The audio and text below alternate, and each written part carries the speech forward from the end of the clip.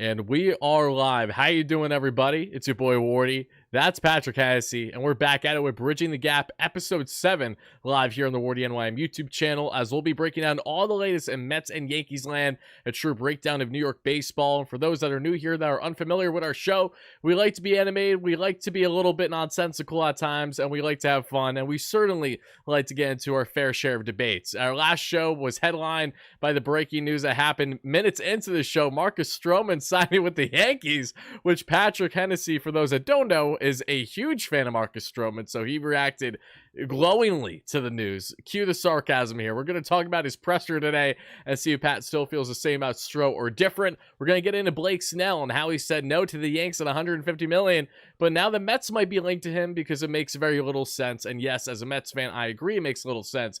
We'll get into that. Then from there, we'll talk about if you're a Yanks fan, one of your favorite relievers and Wandy Peralta, will he be staying in the Bronx or will he be taking his talents to Queens? We'll get into that. The Mets have also been linked to the best right-hander many believe available in the free agent market, and Robert Stephenson, in which I broke down in a video earlier today on the Mets' 8 relief pitching targets for their bullpen. Check it out if you haven't already. And we'll get to some of your comments, questions, and concerns as well. But the biggest thing that Pat and I like to do here, guys, to make this show a bit different is this is our version of New York sports radio. So again, if this is your first time here, we're not only trying to bring knowledge, entertainment, but again, actually know what we're talking about, because that's the biggest difference we've certainly seen in today's radio, and we just like to have our own spin on it. So we're really excited to get into this one. I appreciate everyone for chiming in. Dave, thank you so much for the donation. I will certainly do that, my friend. Thank you kindly. LFGM to you, brother. Hope all is well. Enough of me talking, Pat. How you doing today? I am doing fantastic. I was telling you before we kind of hit that nice red live button, I was like, I'm so excited for this week's episode because last week I kind of felt like I did you guys as an audience a disservice, right? Like the Marcus Stroman news broke mid-episode. I kind of had a mental breakdown, and then I sat here like a complete mute for, I guess, like the next like 30, 40 minutes. But now, like, I've had a week to kind of like recoup my thoughts. We've had a Stroman press conference. Your eyebrows look great. You might have been 40 minutes late, and that's why we're late. Just a lot of stuff is going on. I on. hope you understand. Pat, I was literally sitting here for the past 47 minutes when you told me you would be ready by 8. Yeah, I had to push you to 8:30 because of you. Are you kidding me? Yeah. I will leak text messages right now. Don't make me do it, buddy, with your cooking nasty-ass meatballs. Let's get into topic number 1, okay? They would have easily been the best meatballs you ever had, but I digress. Yeah. What are we talking about? What did you say? Topic number 1, Mark. You know, let me introduce topic number 1. Please, Stroman. Finally lead the show for a change. My God, I'm doing all the work here. Topic number 1, Marcus Stroman had his Yankees press conference today. One thing that kind of bothers me a little bit is the Yankees have done all their press conferences this offseason over Zoom. I'm pretty sure the Mets have as well, right? Over Zoom for the Mets, yes, just because we haven't had anyone. Well, that's true. Okay. Like, in all seriousness, you're going to compare Juan Soto's presser to Harrison Bader, Luis Severino? Okay. Fucking apples and oranges. Okay, go ahead. Moving back. But yeah, no, it kind of bothers me a little bit. The Yankees have done like Soto press conference, Verdugo press conference, Stroman press conference, all through Zoom.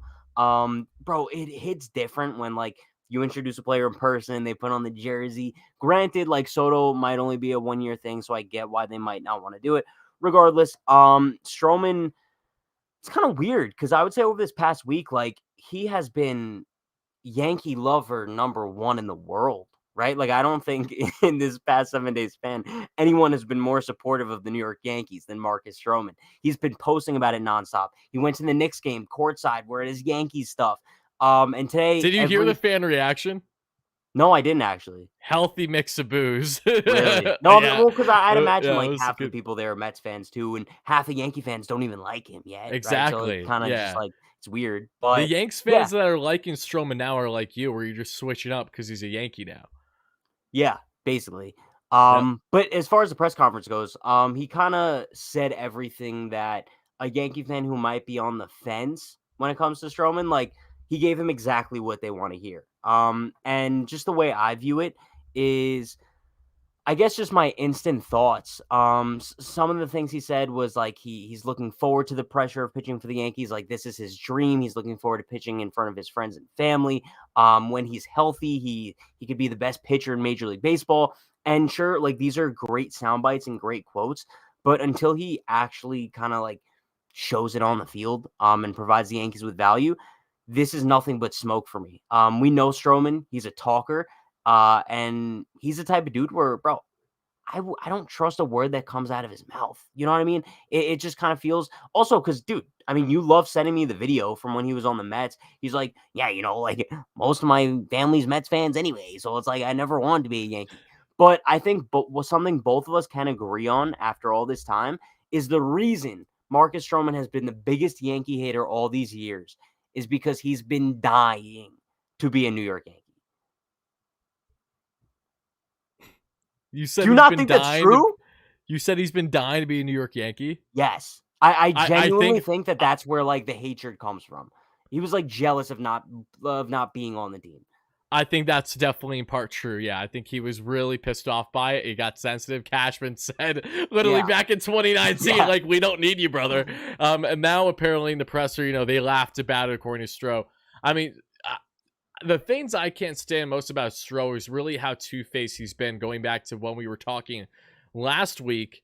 And again, he'll act in this manner and he'll preach this way. And then you'll just see him literally act before our eyes and do the complete fucking opposite of trying to be this uber positive guy and not let anything and everything get to you. He says he's so headstrong and he's so mentally capable and all these things. Like, prove it. Like, I get maybe you have to say it in the public eye to convince yourself, but it hasn't worked yet. So I'm really curious for his case if that's going to be the case here. But another thing, let's not forget that this is Marcus Stroman, the same fucker that rooted for both the Mets and the Yanks growing up. This is the exact piece of shit that wears the half Yanks logo, half Mets logo hat. You see, like with the Todd father, Todd Frazier's been doing that. Todd Frazier's been doing that in foul territory. Wait. No, wait. If there's anybody who could do it, it's somebody who played for both teams. Go on. I understand that, but that's not the point I'm trying to make. He was doing this as a youngin', like he was that kid. Catch him in 4th grade, he's wearing Mets all year. 5th grade, Yanks. He's a fair weather fan. I don't want to hear it, dude. I don't want to hear it. The worst kind of fans. The worst kind. I just like New York as a whole. I like the Jets and the Giants. Like, fuck that. I hate that shit. Yo, but let's be real to the people that are fans like that are supporters here, I love you guys. Don't take it personal. I just personally don't like it. I've never been a fan of that. It drives me nuts, especially when they're rival teams. Not as much with the Yanks Mets because, again, you're not even in the same division or anything. But think of like other states where there's actual in-state rivals, stuff like that. Go ahead. Go where you're I'm sorry, but like when it comes to football, like that's me, bro. Like I'm not like I kind of came into the season. I was like, yo, I'm just gonna be a fan of like whatever team's better, and both of them suck. So it's like But if the Jets were good, I was gonna be a Jets fan. If the Giants were good, I was gonna be a Giant fan. Because I'm a casual. Literally fair weather. You are. But okay, it's fine. But that's fine. Yeah, like as long as like you're comfortable and you know your role. Like, your purpose, that's all that matters. I can't stand the people that say they're diehards and then they're going and putting on like a Braves hat the next day. Or that, like you can't be doing that. You can't. But one thing on Stroman though is like just as far as like obviously like bro, I'm kind of tired of talking about his personality and all the stuff that goes on like with his antics. And I'm kind of shifting my focus now to what he can provide on the field. And I think it's obvious that granted he might be stretching it a little bit when he says when healthy he can be the best pitcher in baseball. It's a stretch. Wait, did he say that today? Yeah, I'm pretty sure. But no. Bro, if healthy, we're looking at a guy who can easily be top 15 in baseball. Oh my god, he's still delusional. No, nothing's changed. Nothing's changed. He literally what at his absolute best could he be top 15 in baseball? Yes. The answer is yes, bro. At his absolute press best. One if yes, press two if no. For a month. Yeah, he could be for a month. Bro, he was really, really good in the first half this year. Yeah, like Cy Young contender. But that means nothing if you're only doing it for half a season. Yeah, but then I'm he got telling you, hurt, as someone you know? who's won through those waves with Stroh when he was with the Mets, Taijuan Walker to a higher magnitude. His first full year with the Mets, it was Jekyll and Hyde. First half was brilliant. Second half was brutal. So, like, he went from an all-star pitcher to, like, not even a guy you want to consider in playoffs. No, I get it, but I guess kind of the logic that I'm using here and what I'm kind of coping with is the fact that, Stroman at his worst, bro. I'm looking at, like, worst case scenario, dude does like a 4.5 ERA this season. That's what I'm looking at, right? Best case scenario, I'm looking at like a 3.5, which I think is really sick considering if all goes well in the Yankees rotation. You can't really predict that to be the case, but let's just say it does. Stroman's your 4. You know what I mean? It's like, obviously Cole's your 1. If Rodón comes back to form, he's your 2. Nestor, if he's healthy, he's your 3. I'm sorry to Stroman's cut you your off, 4. but for 1 second, is it Rodón or Rodon? Because I always pronounced it Rodon. Bro. Everyone says Rodón, but it has the little accent mark. I took a year of Spanish in 8th grade. The accent mark means you go, oh, so it's Rodón. So take away the accent mark, and then it's Rodón. So he is a little Spanish or something. There's something there. No, I think he's Spanish, right? I don't know. Is I he guess not? But he has the accent mark, though, no? Chat, He's gotta. I'm almost positive the accent mark is there. Chat, this is where you guys come in. Let us know in the live chat. People on replay, same applies, even though we're going to find out by then, obviously. No, but okay, regardless, like, you get what I'm saying. The Yankees have a really good rotation where Stroman doesn't have to be an ace. That's not what the accent mark means, says Juan. Yes, it is. Wait. Bro, okay, let's say my name is... No, like, Luis Robert is Robert. Like, I hate when people mess that up. Mark? No. That's different. That's French. That's French, bro. Is Shut it not? up, dude. The fuck are you saying? What do you mean? It's French, bro. Robert? That's a French last name. Luis Robert. Yeah. Thank you. It sounds... That's a French thing to do. He's Dominican. I'm pretty sure... Wait a minute. Wait. Sure I don't remember history class. Did the French ever migrate to the DR? Like, no, but I know they migrated to Haiti, I'm pretty sure. I haven't been in school in a long time. Bro, dude, this is why we're doing what we're doing. Like, we're not scholars. We're way off here. But I guess to kind of like put a topper on this conversation. Oh wait, he's Cuban. I'm an idiot. Holy shit! Why was I thinking DR? Bro, my God. Wait, so now it makes even less sense. Cuba has no ties to France, I don't believe. Right? Dude, I don't know. No. Sean said Pat is right. He's Latino. You're right. You're right about the Haiti thing.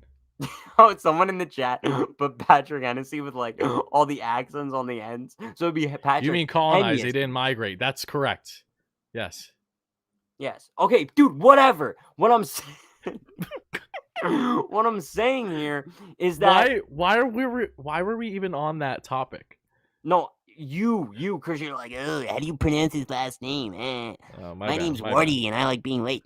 That was you. Stroman blew a lot of smoke today, and he's blown a lot of smoke over the past week.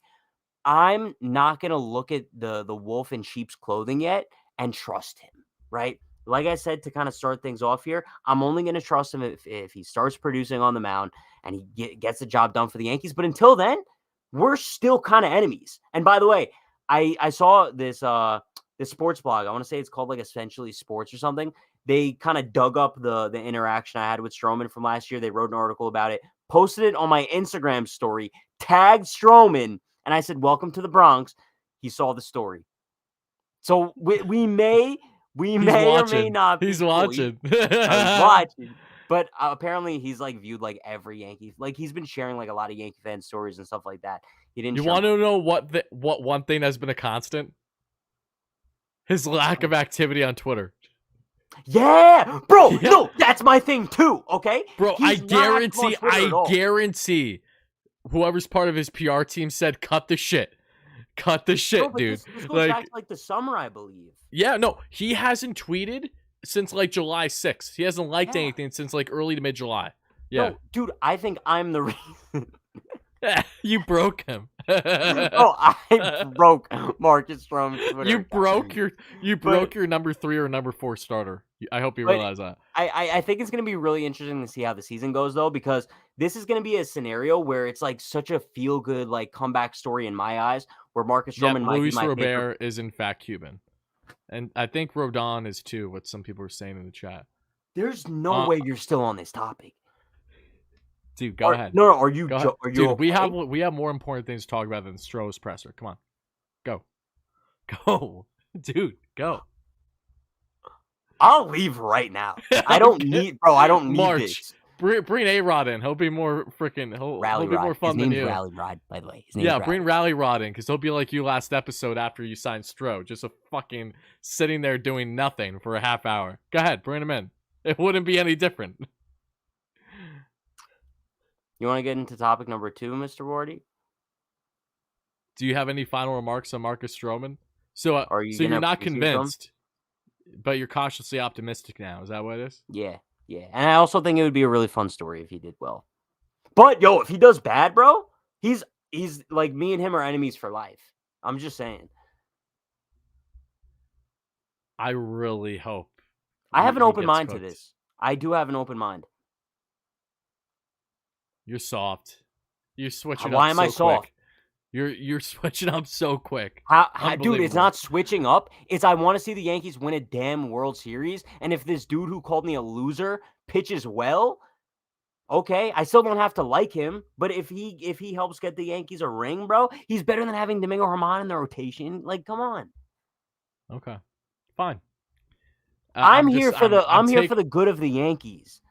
I'm taken back by the rationale you currently have. It's very different than what we see. It's logical. It's honestly thrown me off. No, because at the same time, it is completely derailing the start of the show. You have no idea. That's fine. I'm thinking with my head, and I'm like, yo, I'm gonna carry this beef with someone who probably doesn't even know I exist, bro. Like, is that what I'm really gonna be doing for the whole season? I'd rather just do it with Volpe. Do you see that Volpe, Judge, and a couple others were the first people that Stroh reached out to? I did, yeah. I bet him and Volpe bonded over your fucking tweet. Bro, no, okay, wait a minute. That had to be a topic of conversation. That's actually crazy. Can you please pull up real quick for people that don't understand what we're referring to? All right, so last season, Pat and Stroman had an interaction, which all went into his reaction last week when they signed Stroh, and that's why he basically didn't know what to say. He was like choked up and pissed off. So take a look. Yeah. So where's the tweet actually? Well, how Stroman is like a jaws of life for a locker room. Yeah, that's good. I spelled from wrong, so I'm just gonna have to retype that 1 second, Morty. Okay, here we go. So basically, I tweeted out unpopular opinion. Anthony Volpe smiling ear to ear in his post-game interview after the Yankees' worst loss of the season really annoys me. Blew up, whatever. People are like, Pat, you fucking suck, whatever. Marcus Stroman responded to Jared Carabas, who tweeted something about it. He goes, Patrick, you're a loser. He hit his first home run in the big league, something you will never accomplish. Keep it down and take your negativity back to your miserable life. I responded and said, Marcus, that's why you and I will finish with the same number of World Series rings. Which is what makes the multi-year contract that much more comical. Yeah, it's brilliant. 2 years with a vesting option for a third, I think, right? Yeah, it's beautiful. Yeah, it's awesome. Okay. It's fantastic. We're almost at 20 minutes talking about some Stroh, so let's pivot. Whose now. fault is that? Because you wasted half the time talking about Carlos Rodón and Luis Robert. Topic number 2, Wardy. Let's talk about a pitcher that's light years better than Marcus Stroman and is connected to the Mets, even though I truthfully will be beyond surprised and shocked if they landed him. And that is the guy that the Yanks try to get after losing out on Yamamoto. He was their number 1 pivot. And he said, you know what? I'm not taking your 150 over 5. I am going to go elsewhere or stand put there in San Diego. And that is none other than Southpaw Blake Snell. Now, what has come out over the past week, I recorded a little video this past weekend while in a car heading to DC to a Rangers Capitals game, just for the Rangers to lose that game and win the next day against the same team, because, you know, that's just my luck. While I was sitting in the car, I see the news, would do a little video on it. The Mets, along with the Red Sox, and I'm sure a couple other clubs right now, are in the market for Blake Snell. They've been in contact with him. Now, there's been some speculation out there as to how would that make any sense for the Mets to land someone like Snell, given they've pretty much been opposed to signing anyone long-term this offseason, especially kind of, you know, guys that are already established vets in the league, for a Mets team that won't be having World Series aspirations in 2024 the way they certainly will in 2025. They're a playoff team this year, but no one expects them to have a deep run. If they do, that'll be to the surprise of many, including myself. So, Pat, What? Pat, you can't just send this to me as I'm like mid-talk and then What are you expect me talking to about? ignore it. Okay. That's ridiculous. I have no what. Okay, dude, just continue with the topic. Did they use the same pencil or something? Like, what the fuck? That is a crazy mustache. That's Okay, what was I even saying? Where was I? Blake Snell, Red Sox. Blake Mets. Snell, yes. Yeah. So I was going to say, it doesn't really make sense for the Mets to go short term with him, nor does it really make sense for him at the age of 31 already, because he has a qualifying offer attached. So you lose your money that you can spend in international free agency to a degree for prospects every year, and you lose your current position in the draft. If you're in the Mets, do you really think that Blake Snell makes much of any sense for them? Like, rationally speaking, because from a Mets fan perspective, I can tell you in a lot of ways it doesn't. Short term it doesn't. Long term it doesn't. 7+ years, given where they're currently at. Do you think there's at all a world where Blake Snell actually makes sense to be in New York? No, like not at all. You know, a scenario where I would tell you it would make sense if the Mets were like one starting pitcher away from winning the World Series next year, right? But it doesn't even seem like that's the case by any means, right? And I think any team that does sign Blake Snell, you're kind of really paying for this next 1 to 2 years. I don't know, bro. Blake Snell is just a weird case in the sense of any other year, if the NL Cy Young was a free agent, he would be in such high demand, and bro, he would have signed for like $300+ million already. But Snell might be the worst Cy Young winner since what, Rick Porcello in 2016, maybe. Can you think of a worse Cy Young winners, like a Cy Young winner that doesn't have like that same gravitas since then? Trevor Bauer. Yeah, but that was 2020, no? It was he still won it. No, it's not that. I mean, based on that sample size, because everyone pitched the same. It would be different if, say, he was the only one that pitched that limited sample size. I can't really count 2020 awards. You know what I'm saying? It's like, I mean, it's Mickey Mouse for sure. It absolutely is a Mickey Mouse thing. Same thing with the Dodgers winning it all that year. Yeah, that's why it'll be exactly more what I'm saying. hilarious if they don't anytime soon. Bro, who won AL MVP in 2020? Jose Abreu? Oh my God, you might be right. That's what I'm saying, and I think Freeman won it in the NL, maybe. Maybe. Okay, but regardless, it's like I'm not taking Jose Abreu's MVP in 2020 and putting it on the same level as like Judge's in 2022. Robbie Ray won it out of the AL, by the way. That's a really good comp. I think Robbie Ray and Blake Snell, like, because they were both free agent. Robbie Ray was a free agent after he won Cy Young, right? Yeah, that's when he signed with Seattle. Yeah, it's basically the same exact situation where it's like the dude wins the Cy Young, but he's not necessarily like so highly touted to the point where he's in such high demand on the free agent market. And look at how the Robbie Ray contract worked out. He's a giant now, right? He's a giant now because he missed all of last season with injury. Yeah. I don't think he won Cy Young the following season, if my memory serves me correct. No, I think he won it in 2021. Listen. Oh, in 2021, yes. Not in 2020. Yeah. In 2021, he won it all. that was his first and only full year in Toronto because he was dealt there the year prior, I think in 2020, if I'm not wrong. And then after 2021, yes, you're correct. Wait. Yeah. 2021, he won the Cy Young. And then 2022, he started with Seattle. Okay. It's tripping me out. I gotta look this up quick. It's actually really bothering me. Yeah. Well, in the meantime, let me entertain the chat with my tongue tricks. You know, I could actually put my tongue in my nostril. Dude. Do you want to see it? Disgusting. Be quiet. Yeah, you're right. 2021 Toronto, 2022 Seattle. Bang. Yeah. No shit. Okay. I know my stuff, bro.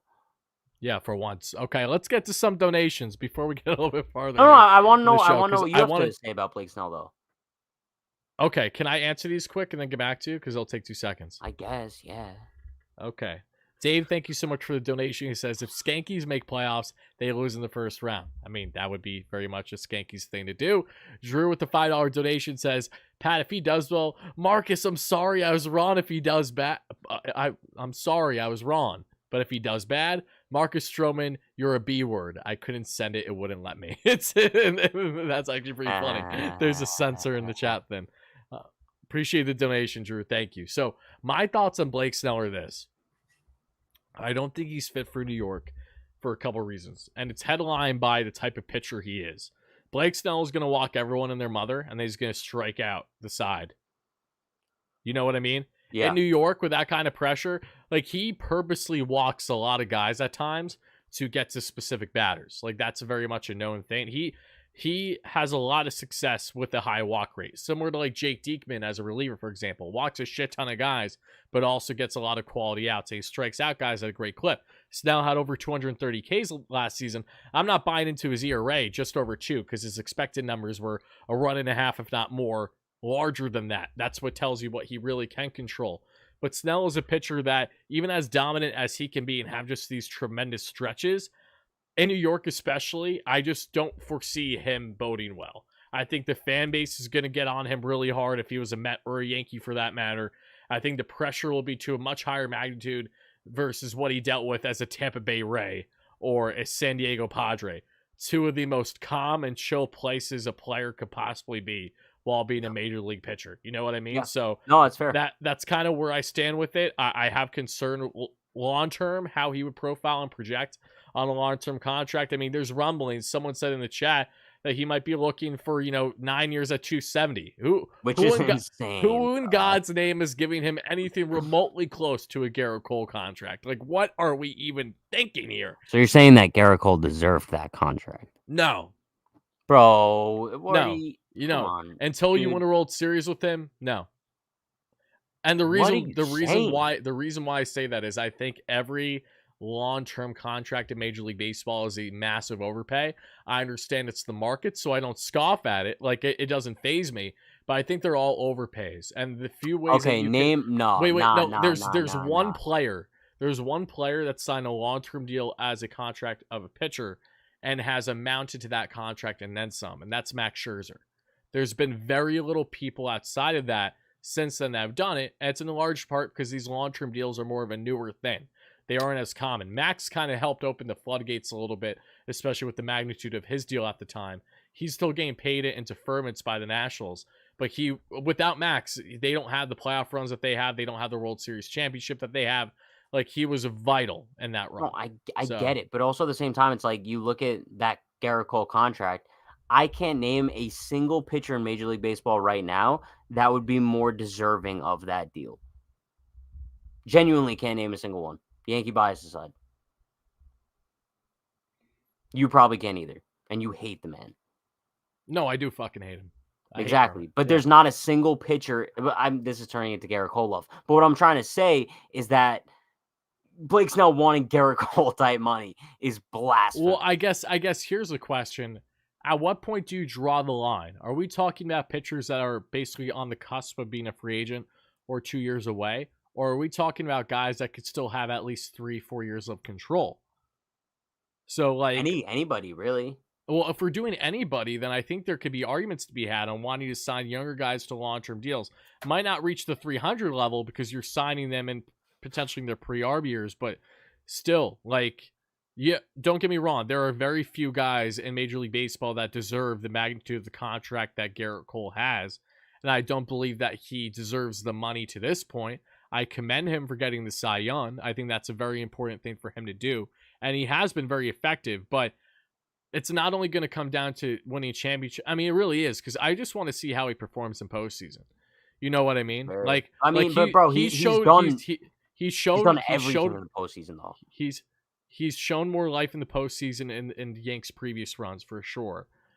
He didn't start off great, especially against That's Boston. not Like, he had no true. clue. That's not true. The 2020 postseason was his first taste of postseason baseball. Granted, it was the COVID year, but Right. he pitched very well. I mean, if you look at Garrett Cole's postseason tenure in his career, like we're looking at one of the best postseason pitchers ever.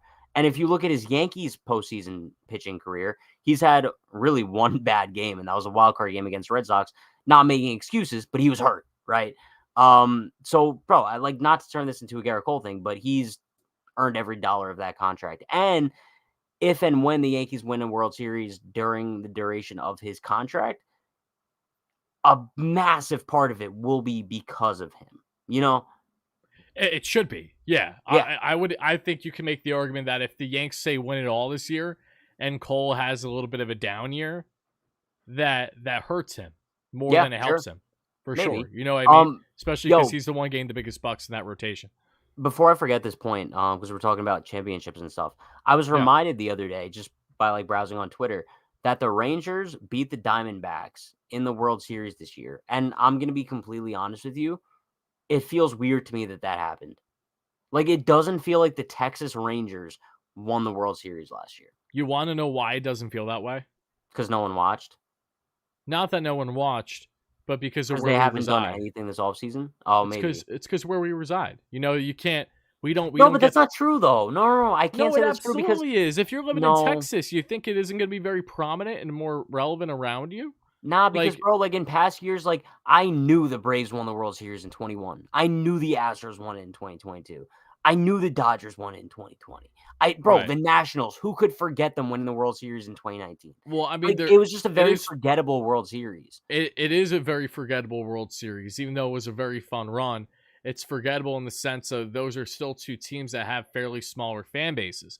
Texas doesn't have the championship pedigree, so a lot of their fans have started to show out this year, kind of similar to Arizona, where it's more the fair weathers that are starting to pay more attention because of the fact that they're getting hot. Yes. So it's different than like Yankees or Mets fandom, where you know you're guaranteed to get a certain amount of thousands every single game, every single turnout. Yeah, but you know what I think also plays a role in it too? One, them doing basically nothing this offseason so far. And two, like going into next season, like, bro, I don't even think most people have them in their top 5 as far as team power rankings. But that I don't team see them power being big rankings are players not are next year. nonsensical though. You should No, know. but I'm saying not in terms of wow, they mean everything. I'm saying in terms of there's not much hype for them going into next season. Like it kind of feels like they were a fluke. Well, there's not much hype because of the fact too that they're in kind of these disputes with their television, their local television networks right now. Like they're a little bit strapped with dollars, which is why they might lose out on a guy like Josh Hader that the Astros are zeroing in on Yeah. right now, Yeah. which would be huge for Houston, a huge slap in the face to the Texas Rangers that have been long linked as a potential favorite for someone like him. So, yeah, there's multiple factors that go into it. I agree with you, though. It is a forgettable World Series, but that personally just comes with my bias because I know I tuned out to a degree Same. once the Mets season was already basically over. You know what I mean? So that definitely played a heavy factor into my thought process and yours too. Final remarks I'm going to share about Blake Snell. It's, again, I just cannot get over, truthfully, I just can't get over the lack of consistency he has in his walk rate. As elite as his stuff is, because his stuff is elite. Blake Snell, when you look through Baseball Savant, you look through that pitch mix, he has some of the nastiest pitches in all Major League Baseball. No one denies the talent. It's all about the consistency and the longevity. Blake Snell, how is he going to project health-wise? That's a big concern too. Carlos Rodón, when he signed with the Yanks, that was a huge red flag. It's like, okay, could he stay healthy? And we saw right before our eyes that right away he couldn't, right? So these are the risk factors that come into play when any ace caliber pitchers available in the market now, for the most part, unless they're 38, 39, where they know they're not getting a long-term deal, they're all going to ink long-term deals. Yeah. You know, whether we like it or not. This year's market is so unique, and I'm really curious to see if Blake Snell ends up effing around and staying put in San Diego. You know, like I don't think we should completely write On off like the a 1-year Padres. deal? No, I'm talking about a multi-year deal. Like it wouldn't shot. As someone who had the privilege of being in San Diego, I could tell you that if the money's there, you're absolutely gonna want to stay. Like it's such a nice place to be around. I know Blake loves it there. He's made it known abundantly, and I've talked a lot with my buddy Borna, who covers the Padres. He knows actually Blake on a little bit more of a personal level. He spoke glowingly about the Padres and how much he loves the city and everything about it. So it's going to come down to dollars. But, you know, if his market doesn't shape up to the way he's hoping, the Padres could still find themselves as a potential favorite. What are the odds he does take a 1-year deal? I think so slim because he has a qualifying offer attached. If he's doing a 1-year deal, it would only make sense to be with the Padres. And it would have to be a higher AAV that they offered him in the QO. But if he did, the Mets would be an awesome fit. No, they would be a terrible fit. No, we don't want him on a year that we're not World Series contenders. No, so you know what happens? You know what happens? The Mets suck by the trade deadline, and they deal him for a nice little package. Yeah, but that's neither here nor there. You'd have to trade him and hope that your return is significantly better than the dollars that you gave up initially and the assets you gave up because he has the QO attached. Sure. Do I think you could get a haul for him? Yes. But if he's walking everybody and has a 4+ ERA by the deadline, we got ourselves a fucking problem. And he's a rental. Yeah. So this is why we're not GMs, Pat. Okay? But I liked your way of thinking for maybe 2 seconds. I think I'm playing MLB The Show. I think that's the problem. I think too much. Yeah. Pat, what number you think Soto will wear with the Mets next year? Thank you for the donation, Tingus. That's a good one. Question is almost as crazy as the name. Tingus Pingus. I just got trolled by a dude named Tingus Pingus. Well, I'll tell you this right now. When Soto's a Met next year, I'm sure Brett Beatty's going to have no issue passing the torch with the 22. All right, so, buddy. Yeah. Okay. 22 is Soto's number, correct? I'm not going crazy? Yeah, no, it is. Yeah, it is. Okay. All right. Yeah, who's 22 with the Mets? Harrison Bader? No. You didn't take 22? No. Really? Really? What did he take? I actually don't know what he took. I have no clue. Okay. Interesting. Because Brett Beatty's 22 on the Mets. Can I ask you a question? Yeah. If the Yankees re-sign Soto, I know we made like that bet, but would you let me shave your head if it happened? No. Okay. No, it was worth a shot. Yeah, it's worth a shot, but no. Yeah. The main reason is if you shave my head, I think it's going to cook my hairline so bad beyond kind of what it already is that it's going to be like we just have to go straight buzzing it. And I don't want it. I don't want that. Okay, word. So, okay. Just being honest with you. Yeah, no, it's fine. It's all good. Our final topic consists of 2 relievers, one of which you know damn well, Wandy Peralta. The Yanks want to bring him back, but does he want to return to the Yanks? That's the big question. The Mets really like Wandy too. Can they do enough to sway him? Will it just cost dollars? Is that going to be the biggest X factor? Maybe. Very well could be the case. And Robert Stephenson, to the Mets fans that watched my video earlier, you're going to be happy to hear the Mets are now one of multiple clubs interested in Robert Stephenson's services. He was with the Pirates and the Rays last year, and the guy was absolutely disgusting. Had a 13 walks per 9 to right around it. Pardon me, not a 13 walks per 9. That would be disgusting in the bad way. I'm talking disgusting in like, holy shit, that's insane. Good way. 13 K per 9 to right around 2 walks per 9. Phenomenal season, phenomenal numbers, easily touches 98, 99, a hundo on the gun. Not a problem for Stephenson. Has some nasty off-speed pitches too. Lots to love there. But when we talk about Wandy Peralta for a minute, Pat, what would you say is your confidence level in the Yankees bringing him back this offseason? On a scale of 1 to 10, 8.2. I think Wandy's a great fit for the Yankees. I think they know that he's a great fit for the Yankees. I think the only thing that would prevent it from happening would be him kind of demanding too much money that another team would pay him for. Like the Mets. maybe. I think it's possible, but also it wouldn't be the end of the world for the Yankees. If there's one thing I have faith in this organization is developing relievers. The Yankees are very, very good at developing solid relief pitching. Maybe it's a Matt Blake thing. I don't know. But it feels like every season the Yankees have these relievers that kind of just enter the season as no names. And then by the end of the year, they're like solidified pieces of the bullpen, whether it's like Ian Hamilton or Clay Holmes or Wandy Peralta when he first came over. Or just it feels like the Yankees are really good at developing relievers. So it wouldn't be the end of the world, but would I love to have Wandy the Bulldog back? Yeah, 1000%. Yeah, I really would like Wandy too, and it goes in hand with the fact that he has been a Yankee. I'm honestly a little bit more appealed by former Yanks and not as long as they're not like cast-offs like Dellin Betances, for example, because these are guys that again know what it takes to play in a big market, right? I'm of course referring to guys that haven't just been here with the Yanks or the Mets maybe previously, but had success here as well. Wandy's been a very successful southpaw in that bullpen for you guys. Last year, he was one of the best relievers in baseball. This year, 2.8 ERA. Expected numbers weren't great. It tells you he got a little bit of luck on his side, but still was a very productive reliever there for the Yanks. Another guy that, again, has some solid velo for a lefty. Sits 96, 97. Sometimes can touch there all the way to 99. Like, there's a lot of life there in that fastball. Love the off-speed pitches as well. He has a lot of what I'd be looking for if I'm David Stearns on the Mets, because I don't know if the Yanks have any other lefties currently in their pen. You can let me know. The Mets have one for certain, and that's Brooks Raley. I don't know if you remember him from last season or even during his time with the Tampa Bay Rays, but he's a very good kind of soft-tossing lefty. Will sit, low 90s on the fastball versus someone like Wandy, who again is 6, 7, 8 miles per hour higher. I like having those two different kind of crafty lefties in your pen, for those different reasons. So I obviously really hope the Mets land a pitcher like him.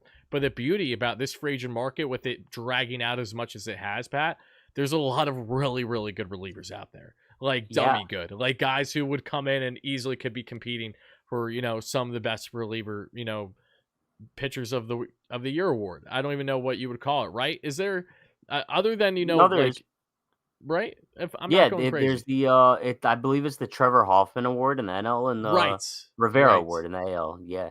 Yes, thank you. But yeah, dude, we're talking about you said you're kind of turned on by Yankee cast-offs per se, especially when it comes to relievers, right? Let's pump the brakes on exactly the wordplay there, but yeah. Okay. But yeah, no, you're intrigued by them.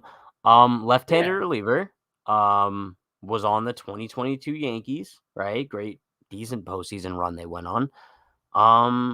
Aroldis Chapman. I think he would be a perfect fit for the New York Mets. Two-time World Series champion, Aroldis Chapman, actually. All you want is to see Chapman cause pain to Mets fans the way he caused pain to you. That is all. What did Chapman do other than cause you pain? Truthfully. Okay, you might not know this. I was a Chapman truther for a long time. No, dude, Aroldis, you want to talk about Chapman truther?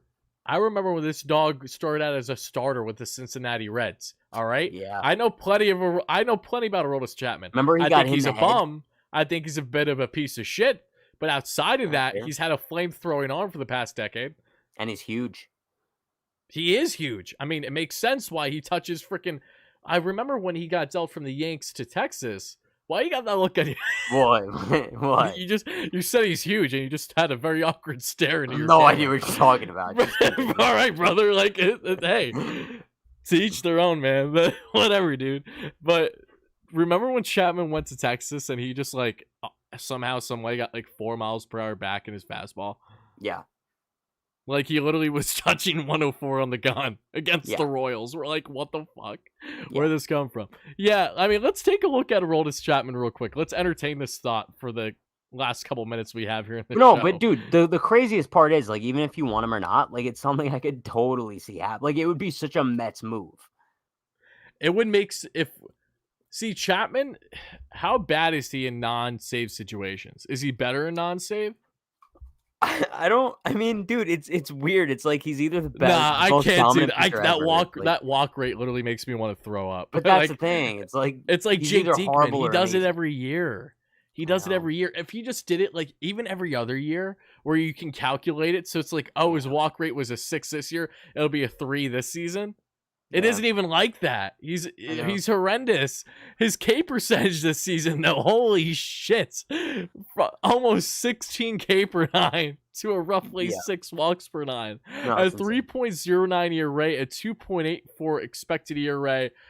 Dude, dude, stop. his expected numbers are actually really, really good. Are No, they? 103 strikeouts in 58 innings. It's my boy Chappie, 103 bro. He might just strikeouts. abandon you at the end of the season if he's not making the postseason roster, but it's okay. No. Cespedes 2.0. We went through enough of people with, former domestic abuse related allegations between Jeurys Familia to a lesser degree there and Whoa, to I a forgot higher he magnitude. existed. Yeah, to a higher magnitude Jose Reyes. So I'm good. Oh, that's that's crazy. We'll always love Jose as a player, but I will not have respect for him for what he did in regards to that. No, it's crazy. No. Snell is exactly what I don't want. No. I'm Sounds Chapman is what I meant to say. Yeah. No, sounds good too. Yeah. Okay. Yeah. If Mets fans, if you're somehow an advocate of Aroldis Chapman, please let me know down below. Before we get out of here, though, I do want to tell you guys briefly about Robert Stephenson. Oh, Robert yay. Stephenson So is such excited a about dog. this part. Dude, he's probably going to end up with the Dodgers. John Morosi, who I trust 0% right now this offseason, reported that the Mets, the Dodgers, and the Phillies are all involved in his market. Nice. All you had to just say was LA. It's okay, how much of a pay cut is he taking? That's all I want to know. Money deferred. I'm genuinely concerned shitless that Stephenson's going to go to LA just because it's LA. He'll take a bare minimum contract, $750K. I'm obviously exaggerating there a bit, but still, Robert Stephenson this past season, listen to this: 52 innings with 2 teams, 13.24 K per 9, 2.75 walks per 9. Home run rate wasn't fantastic. 1.38. ERA 3.10, expected ERA 2.73, and we're looking at 77 strikeouts in those 52 innings. And the guy's savant numbers are just dummy. Again, one of the best fastballs among relievers in baseball right now, and all of his expected numbers are just absolutely tremendous. He last season with 2 teams didn't look great. The year prior was very good with the Colorado Rockies, shockingly enough, and had success actually in 2019 with the Reds. So he's been able to pitch really well in batters parks. I can only imagine what he would do with having Citi Field as his home park half the season. Same thing with Dodger Stadium. Those are definitely more pitchers parks, but Philly would not bode him well. I can't see why that would, but he's pitched well and to the hardest parks to pitch in. Not every season. He's had some bad seasons, had some really bad seasons too. But for the most part, when he's been healthy and he's pitched more than 10 innings in a year, he's looked pretty sharp. So yeah, I would definitely be an advocate of his. Are there any relievers out there in the market right now outside of Wandy Peralta that you wouldn't mind if the Yanks went out of their way to try to pursue? I know there's a lot of smoke right now with Hector Neris. He's definitely intriguing. Hader's intriguing, but I mean, there's a huge price tag attached to that. No, bro. Like I kind of said, it's if the Yankees do go out and get a reliever, cool.